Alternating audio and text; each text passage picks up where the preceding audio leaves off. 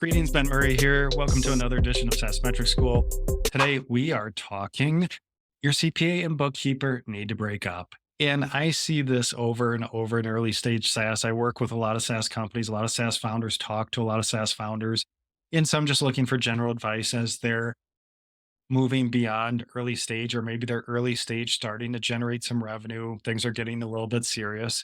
And I see this a lot where, at least in the US, SaaS founder has a relationship maybe already with their tax CPA, and that tax CPA is going to, of course, file all their taxes, both on a personal level and for their SaaS company. And then maybe that CPA says, yeah, I can handle your books. I'll close your books each month.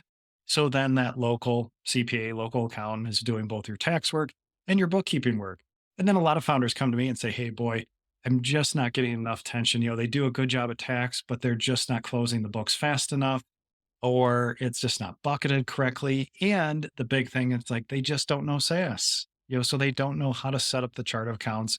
They don't know how to set up the SaaS P&L. And that's common. And no knocks against those firms who don't have SaaS experience. And by the way, I do have a course for CPAs and firm owners if you want to beef up your knowledge in SaaS to service your clients. But it's so common. So we see this breakup. So your CPA is doing your books, doing your taxes, and now we've got to break up. So if you're happy with your tax CPA and how they file your taxes, you can keep your local CPA to do your taxes. And then we find a bookkeeper who can then do your books, do your debits and credits each month, close out your books on a timely basis. And also what's really important is that they have SaaS experience. They know the SaaS business model. They know how the chart of accounts should be set up. I work with a couple firms if you are looking for SaaS accountants, SaaS bookkeepers, and I work with them just to make sure, all right, chart of accounts set up. What departments do we have? How's the revenue structured? How's wages, taxes, and benefits structured? Are bonuses separate from commissions? So again, usually early stage, we're going to see this split. So have a good tax person and then have a good bookkeeper.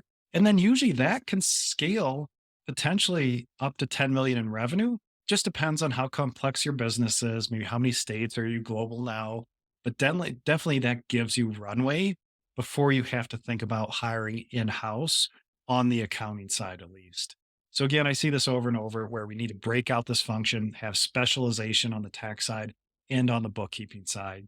So again, just passing on what I see from the front lines here.